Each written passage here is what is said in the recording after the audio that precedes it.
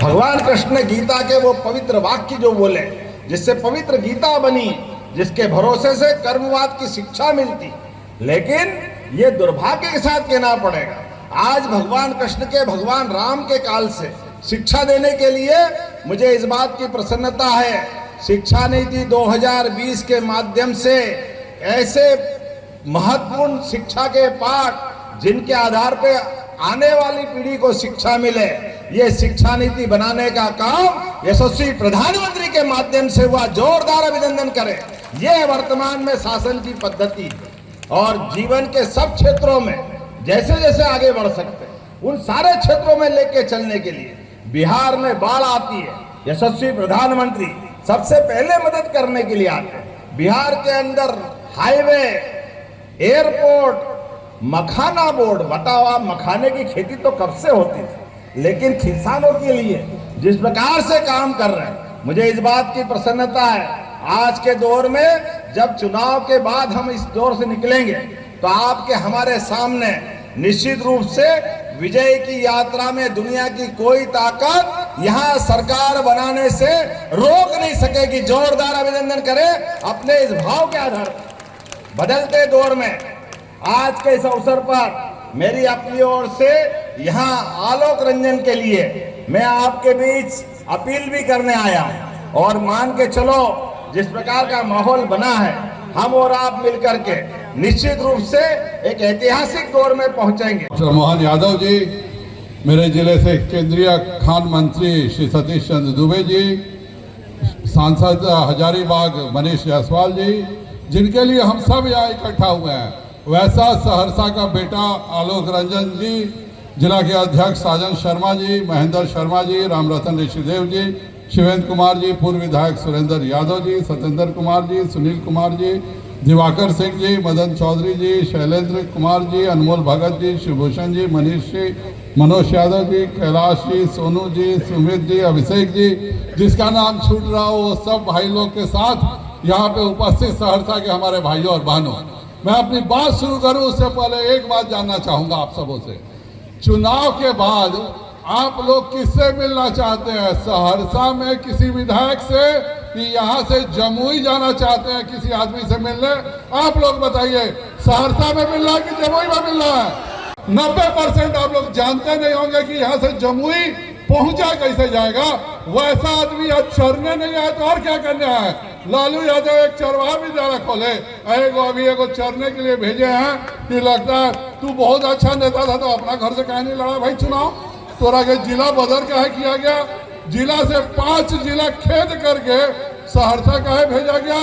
यही बताता है कि फर्जी उम्मीदवार है। घर में सब कोई चिंता है कि कैसा कौन आदमी है, बाहर आके लोग धोखा देने का काम करता है, तो सहरसा की जनता को धोखा में नहीं पड़ना है।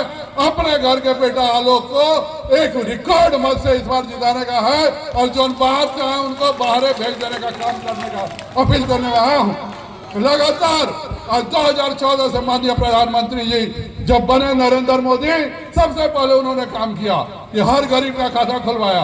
लोग मजाक उड़ाता था गरीब का खाता खुल रहा है, आज मैं फख्र से कहता हूँ 44 लाख करोड़ रुपया गरीबों को अगर सीधे देने का खाता में काम किया है तो वह माननीय प्रधानमंत्री नरेंद्र मोदी जी ने किया है। नहीं तो मैं वो भी समय देखा हूँ कि वृद्धा पेंशन के लिए 100 रुपया के लिए बूढ़ा बुढ़िया लोग ब्लॉक कार्यालय में खड़ा रहता था कि कोई आकर के 3 महीना 4 महीना उसको भगाया जाता था, तब 100 रुपया मिलता था। आज अगर हर यहाँ के गरीब महिला को 10,000 रुपया नीतीश कुमार सीधे खाता में डाला है तो सबको 10,000 मिला है। कोई नहीं बोल सकता कि हमको 9,999 मिला है। और जन बहुत लोगों को नहीं मिला, चिंता करने का बात नहीं है। हर सप्ताह लगातार ट्रांसफर हो रहा है। जब तक 2,70,00,000 घर की बहनों में से जिसने भी मांगा है कि हमको 2 लाख रुपया से रोजगार करना है, उसको चुनाव के बाद 2 लाख रुपया भी रोजगार के लिए मिलेगा और ये 10,000 रुपया भी मिलेगा। ये अच्छे से अपना दिवाली मनाइए, अच्छे से अपना छठ मनाइए। नीतीश जी को आशीर्वाद दीजिए कि इस बार के दिवाली और छठ का सारा खर्चा आपका बड़ा भाई नीतीश कुमार उठा लिया और आप लोगों को चिंता करने की जरूरत नहीं है। दिन है, हर घर में हम लोग लगातार राशन का बात होता था। 2014 से पहले याद कीजिए 3 महीना का राशन चोरी हो जाता था, 1 महीना का राशन मिलता था, वो कितना मिलता था किसी को पता नहीं था। लेकिन नरेंद्र मोदी प्रधानमंत्री बने, कोरोना आया, मुफ्त का भी राशन मिलता है। और आज राशन का दुकानदार आप लोग के पास जाता है कि भैया आओ जल्दी से अंगूठा लगाओ, अंगूठा नहीं लगाओगे तो मेरा राशन फिर से प्रधानमंत्री नरेंद्र मोदी वापस ले लेंगे।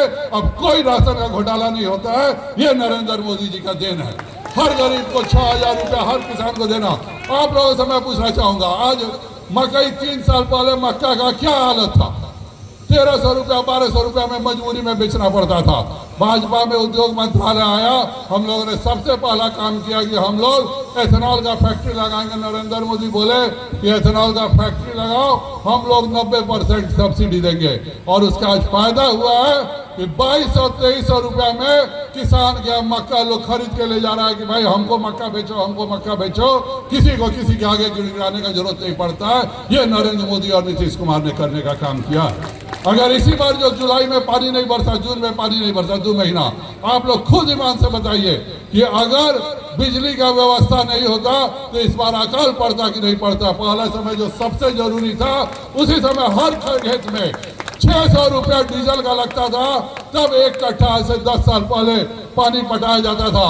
आज वही काम 20 रुपया में आपके खेत में होता है। कोनो भाड़ा पर भी लेके आता है तो 100 रुपया में आपका पूरा 1 कट्ठा का खेत पानी पटा करके चला जाता है। ये नरेंद्र मोदी और नीतीश कुमार ने अंतर का काम किया है। लेकिन आज बिहारी कहलाना गर्व का विषय बनता है पूरे देश के अंदर, पूरे विश्व के अंदर। कानून का राज स्थापित हुआ।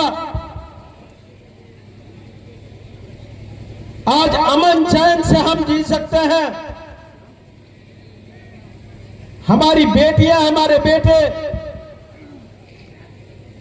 पढ़ने के लिए किसी शहर में जाते थे, वो भी उससे मैं भी डर बना रहता था कि हमारी बेटी, हमारा बेटा स्कूल से सुरक्षित आएगा कि नहीं आएगा।